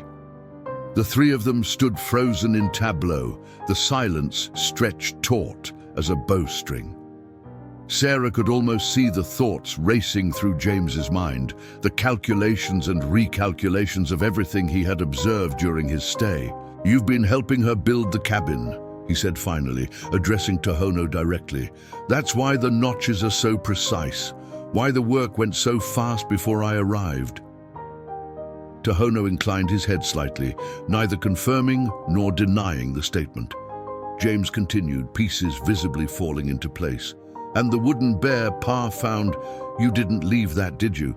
"No," Tohono replied, speaking for the first time since James's appearance. "I do not leave markers where I do not wish to be found." A ghost of a smile touched James's lips. "No, I don't imagine you do." He lowered the rifle completely, though he kept it in hand. "So, Mrs. Calloway, you want to tell me what's really going on here?" Sarah exchanged a glance with Tohono, a silent question passing between them. Tohono gave an almost imperceptible nod, leaving the decision in her hands. Taking a deep breath, Sarah made her choice. "James, I need you to listen carefully. Lives depend on what I'm about to tell you and on what you choose to do with that information." Over the next half hour, Sarah explained everything. Her initial encounter with Tohono, the help he had provided, their growing understanding of each other's worlds, and finally, the immediate threat to the Apache camp. Through it all, James listened without interruption, his expression thoughtful rather than judgmental. When she had finished, he was quiet for a long moment, absently running his thumb along the stock of his rifle. "My pa would say you're committing treason," he said finally. "Siding with hostiles against your own kind." "And what do you say, James?" Sarah asked, her heart pounding as she waited for his response. James looked at Tohono, studying him with new understanding. "I say there's women and children involved, and I say shooting unarmed folks isn't the kind of soldiering I'd ever want to be part of." He turned back to Sarah. "What do you need me to do?" The question, so simple yet so profound in its implications, left Sarah momentarily speechless. She had prepared herself for anger, for accusations of betrayal, perhaps even for the young man to leave immediately to report what he had discovered. His offer of assistance was the last thing she had expected. "You would help us?" Tohono asked, clearly as surprised as Sarah. James shrugged, though the casualness of the gesture belied the seriousness of his commitment. "Mrs. Calloway's been good to me, treated me like I had a brain in my head, not just a pair of hands to do her bidding. If she trusts you, well, that counts for something in my book." He set the rifle against the wall, the action a deliberate symbol of his decision. "Besides, seems to me there's been enough fighting in these parts. If I can help prevent more bloodshed, that feels like the right thing to do." Sarah felt a surge of gratitude and respect for the young man standing before her, no longer simply Fletcher's son or an unwanted guardian, but a person of conscience, making a difficult choice based on his own moral compass. "Thank you, James," she said simply, knowing that no words could fully express what his decision meant to her. As the three of them bent their heads together, refining the plan in hushed voices, Sarah was struck by the improbable alliance they now formed, a white widow, an Apache warrior, and a trader's son, united by a shared humanity that transcended the artificial boundaries others had drawn between them. Outside, the first hint of dawn was beginning to lighten the eastern sky. Time was short, the stakes impossibly high, and the path ahead fraught with danger. Yet in that moment, surrounded by unexpected courage and connection, Sarah felt something she had not experienced since losing William and Thomas, a sense of belonging to something larger than herself, a purpose that gave meaning to her struggle and solace to her grief. Dawn broke over the Arizona territory with deceptive serenity, painting the landscape in soft golds and pinks that belied the tension humming beneath the surface. Sarah saddled her horse with practiced movements, though her hands trembled slightly as she tightened the cinch. "You remember the landmarks?" James asked quietly, helping her secure a canteen to the saddle. "3 flat-topped mesas, then the split rock that looks like a wolf's head, then the dry creek bed that curves west," Sarah recited. "I'll be convincing, James. I promise." The young man nodded, his expression solemn beyond his years. "I'll continue work on the roof. If anyone stops by, I'll say you've gone to gather herbs by the South Ridge. And if Fletcher or Patterson arrives, I'll tell them exactly what we planned, that you spotted smoke signals from Eagle Canyon and rode to the fort to report it personally, knowing how important such information would be." Sarah placed a hand on his arm, deeply grateful for his steadiness. "Be careful, James. This choice you're making is mine to make," he interrupted gently. "Now go. You've got a long ride ahead." With a final nod, Sarah mounted and set off toward Fort Buchanan. Tohono had departed hours earlier, racing back to help his people prepare for their journey to the Hidden Valley. Everything now depended on timing, on Sarah's ability to convince the military that Apache activity had been spotted to the west, opposite the direction of both the actual camp and the escape route Tohono's people would take. The sun climbed higher as she rode, the heat building with each passing hour. By mid-morning, the fort's wooden palisade came into view, American flags hanging limp in the still air above the main gate. 2 sentries straightened as she approached, their expressions curious at the sight of a lone woman arriving unescorted. "Mrs. Calloway," one of them called, recognizing her from previous visits to the settlement. "Is everything all right, ma'am?"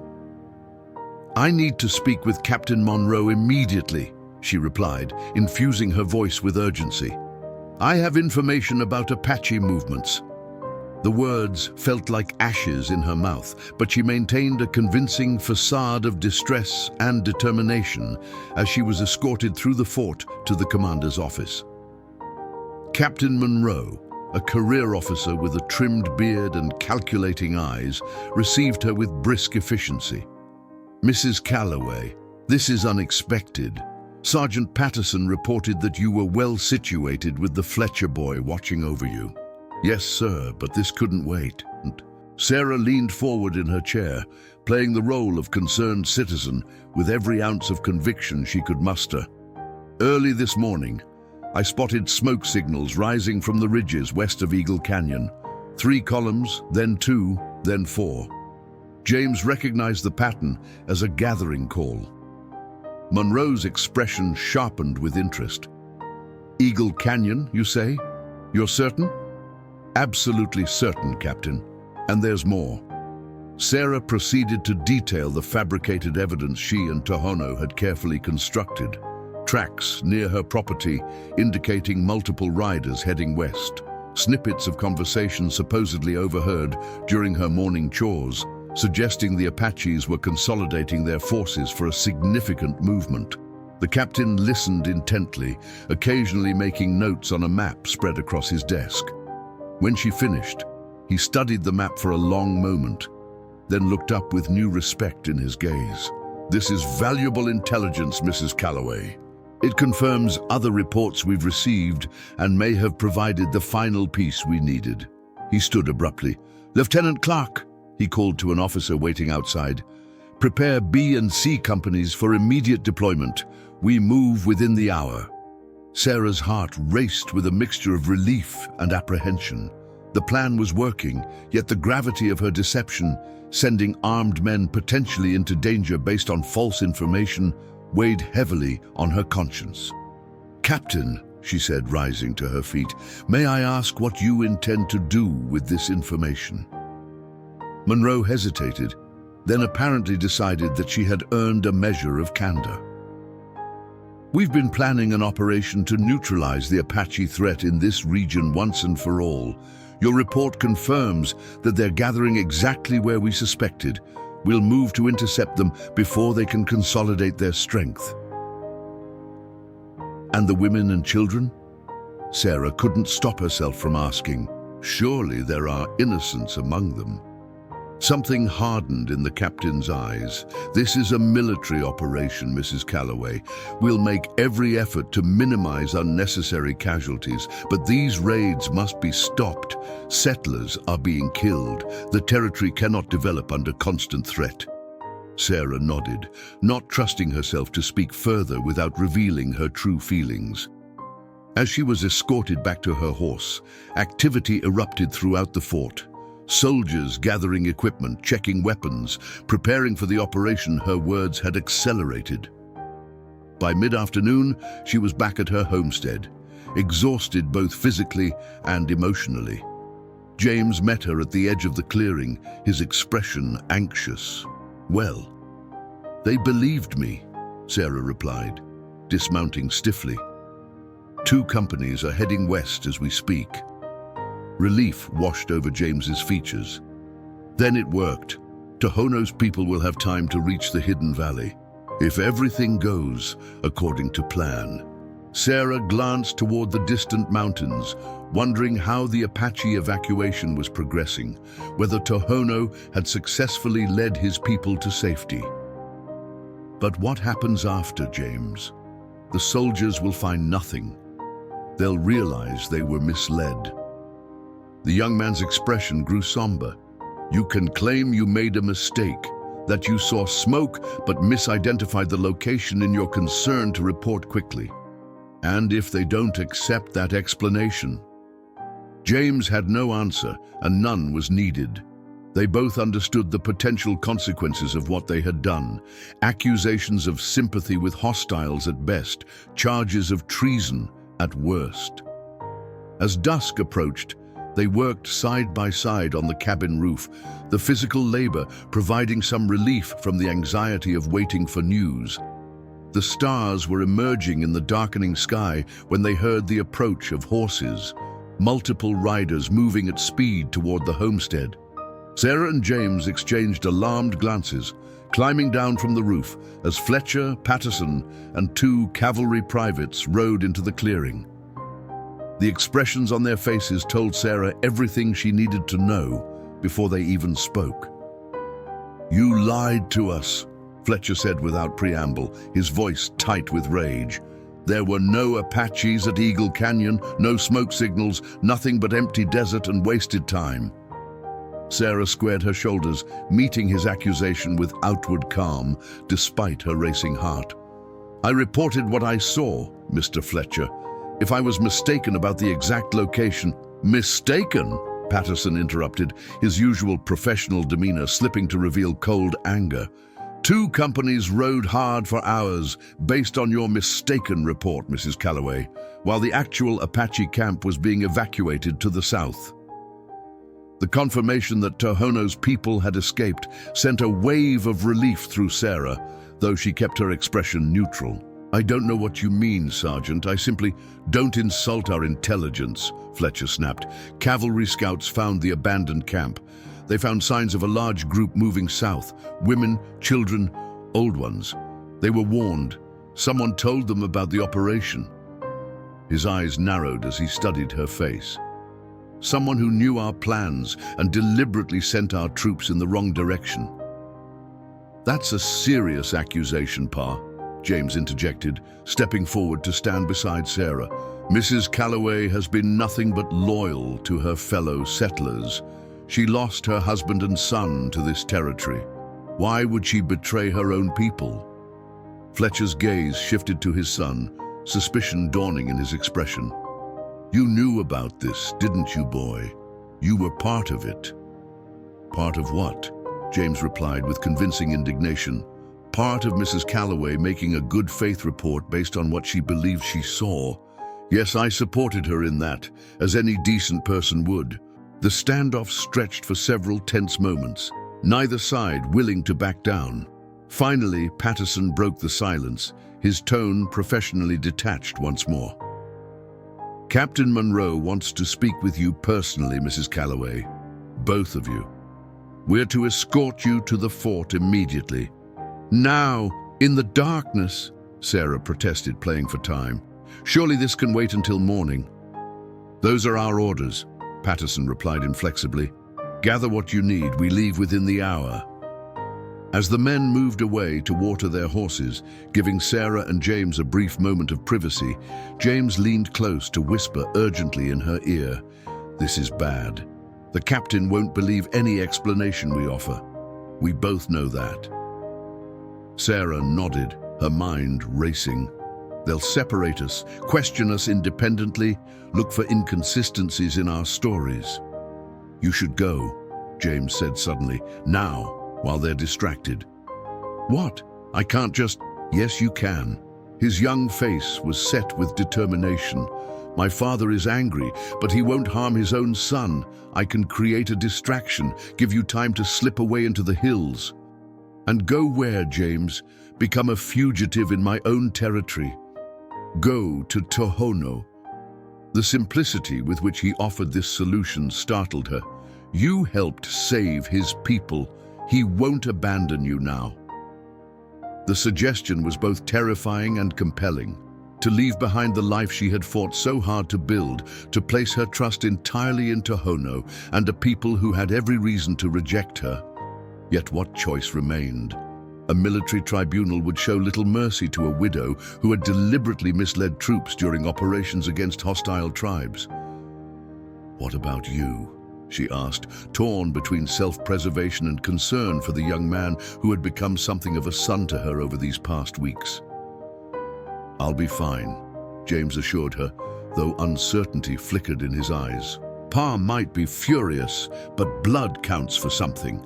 And I can claim you misled me, just as you misled the captain. It's your word against mine, and with you gone. He let the implication hang between them. With Sarah missing, James could craft whatever narrative best protected himself, claiming he had been duped, that he had discovered her treachery too late to prevent her escape. Take my horse, he added urgently. He's faster than yours and knows the trails better. There's a saddlebag with provisions already packed, emergency supplies I always keep ready. Sarah's throat tightened with emotion. James, no time for long goodbyes, Mrs. Calloway. He managed a crooked smile. You taught me to think for myself, to follow my conscience. Now I'm returning the favor. With a quick embrace that caught Sarah by surprise, James turned and strode toward the men, calling out jovially about coffee before they began their journey. As his voice drew their attention, Sarah slipped into the shadows behind the cabin, her heart pounding as she made her way to where James's horse was tethered. Within minutes, she was riding hard into the darkness, guided only by starlight and her memory of Tohono's descriptions of the land. Behind her, she heard distant shouts as her absence was discovered, but the sounds soon faded as she pushed deeper into the wilderness, leaving behind everything she had known for an uncertain future. 3 days later, Sarah crouched beside a small stream, refilling her canteen. The water was cool and clear, flowing down from the higher elevations where she had been heading since her escape. Food was running low, and exhaustion had settled into her bones, but determination drove her forward. Tohono had described the hidden valley and the route to reach it, but finding a specific location in this vast wilderness was proving more difficult than she had anticipated. Twice she had spotted cavalry patrols in the distance and been forced to hide until they passed. The search for her had clearly not been abandoned. As she straightened, a sound behind her froze her in place, the soft scuff of moccasins against stone. Slowly she turned, expecting to find herself facing an Apache scout, or perhaps Tohono himself. Instead, a young girl stood watching her with curious eyes, no more than 8 or 9 years old, with long black hair in 2 neat braids and a familiar wooden horse clutched in her small hand. "Kimmy?"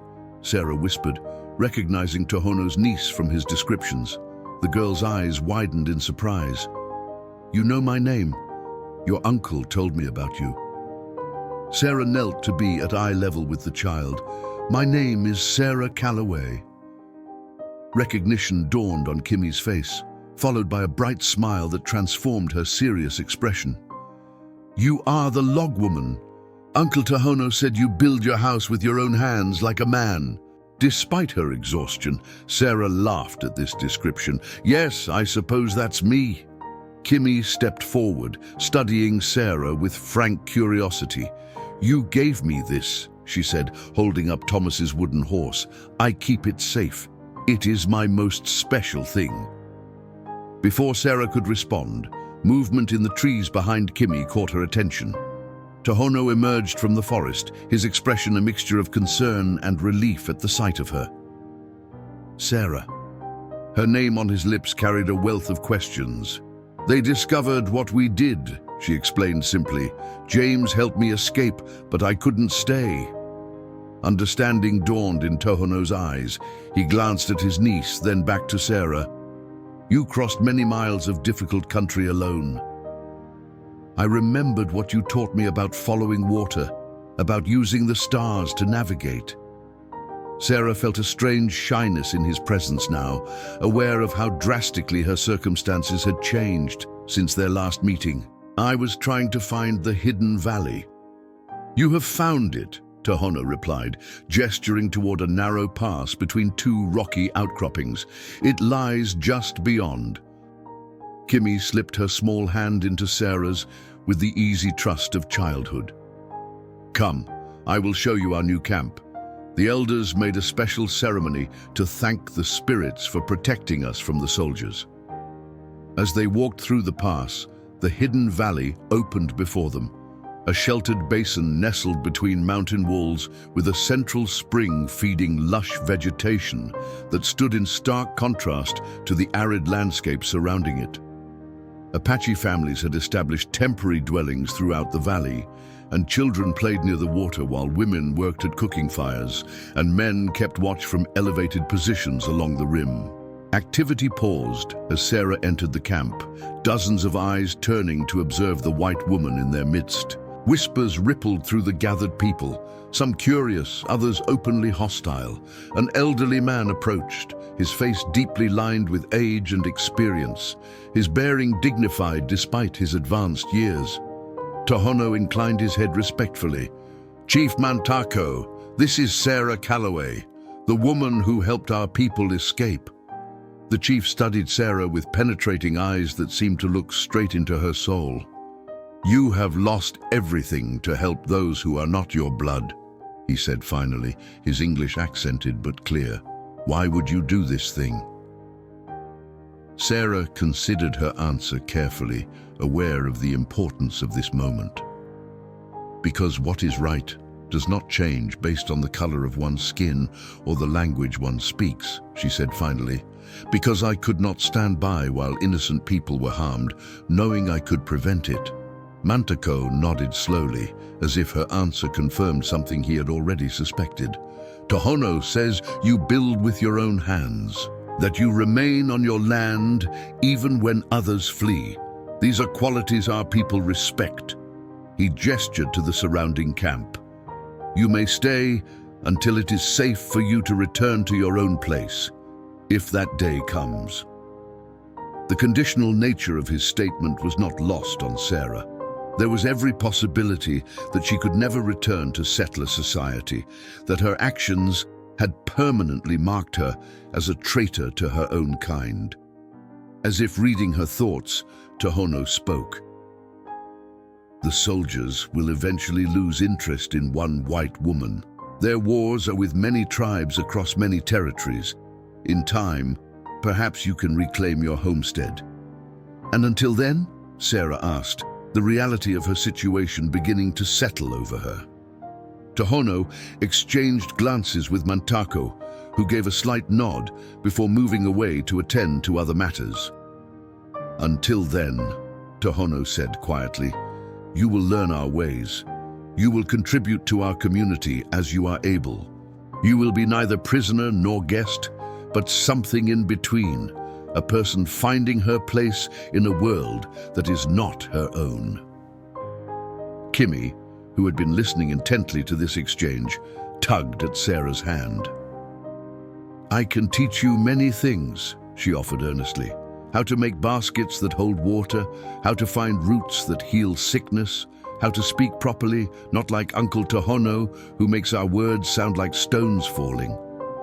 This last comment drew a rare laugh from Tohono, his stern features relaxing into warmth as he regarded his niece. Kimmy believes she speaks better than anyone in our band. She certainly speaks more, Sarah observed with a smile, feeling something tight within her chest begin to loosen for the first time in days, as the sun began its descent toward the western horizon, casting long shadows across the valley floor. Sarah found herself seated at a communal fire, watching as women prepared the evening meal.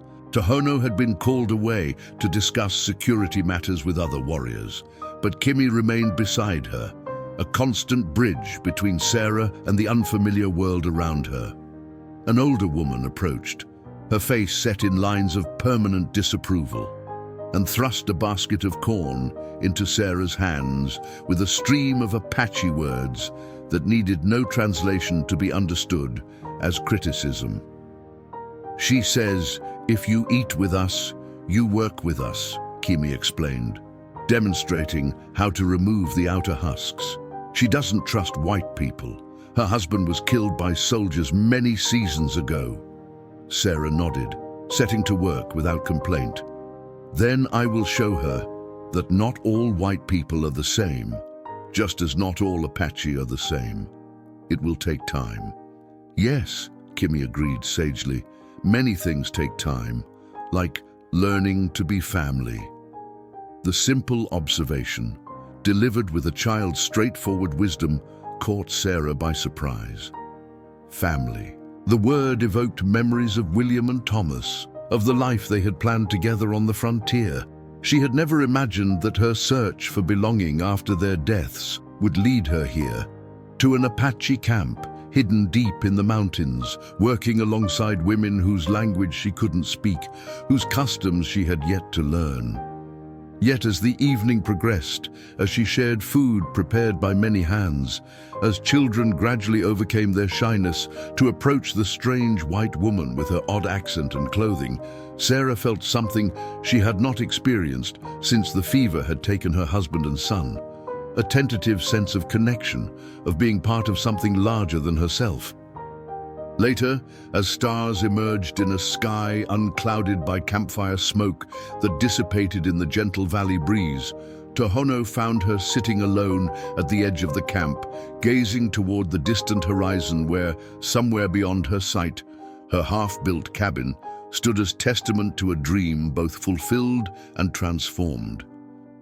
You are thinking of your home, he said, settling beside her with the comfortable silence that had become familiar between them. Yes, Sarah admitted, and of James. I hope he's safe. The Fletcher boy made his choice, as you made yours, Tohono replied. He has his father's protection. You have ours. The simple declaration warmed her more than she expected. I don't know if I belong here, Tohono. I don't know if I ever can. Belonging is not about place, he said after a thoughtful pause. It is about people, about connections that give meaning to our days. He gestured toward the camp, where fires glowed like earthbound stars in the gathering darkness. My sister believed our peoples could learn from each other, could find ways to live together despite our differences. Perhaps this is what she meant, not great treaties or grand gestures, but individual hearts finding common ground. Sarah considered his words, finding in them an echo of her own emerging understanding. Kimi said something earlier about learning to be family. I think perhaps she's wiser than both of us. Tohono smiled, the expression transforming his stern features.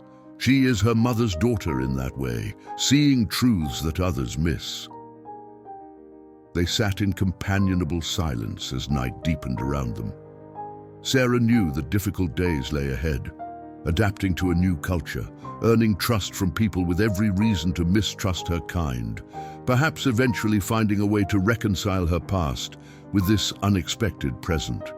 Yet for the first time since fleeing her homestead, the future did not seem like an empty void of uncertainty and danger. Tomorrow, Tohono said finally, we begin building a shelter for you, something more substantial than the temporary lodges most have made. Winter will come eventually, even to this protected place. Building together, Sarah mused, remembering those first days when Tohono had helped her raise the walls of her cabin. It seems we've come full circle. Not a circle, he corrected gently. A spiral, moving ever upward. Each turn brings us back to what we know, but with new understanding. As if to underscore his words, Kimi appeared from the darkness, Thomas's wooden horse still clutched in her hand. Without hesitation, she settled between them, her small body radiating warmth and uncomplicated acceptance. Uncle says you will stay with us now, she announced to Sarah. He says you will teach us your ways of building, and we will teach you our ways of living with the land. Would that be all right with you? Sarah asked, surprisingly concerned about the child's approval. Kimi considered the question with endearing seriousness. Yes, she decided finally, but you must tell me stories about your son who made this horse, and about your husband, and about the big city with tall buildings that Uncle says you came from. I want to know everything. That might take a very long time, Sarah cautioned, smiling at the girl's enthusiasm. We have time, Tohono said quietly, his hand finding Sarah's in the darkness, a tentative bridge between their separate worlds. We have all the time we need. As the night wrapped around them like a protective cloak, Sarah felt the last of her uncertainty dissolve into the vast desert sky. She had come west, seeking a new beginning with William and Thomas. Fate had taken them from her, leaving her to face the frontier alone, or so she had believed. Instead, through courage and compassion, through choices made not from fear, but from conscience, she had found her way to this hidden valley, to these people who were neither kin nor strangers, but something in between. Something with the potential to become family in ways she had never imagined possible. Log by log, day by day, she would build again, not just a shelter against the elements, but a life rich with meaning and connection. And in doing so, perhaps she would help create the world Nalani had envisioned, the world Tohono fought for, the world Kimi deserved to inherit, one where the boundaries between peoples became bridges instead of barriers, where understanding flourished in the spaces between differences, and where family was defined not by blood, but by belonging.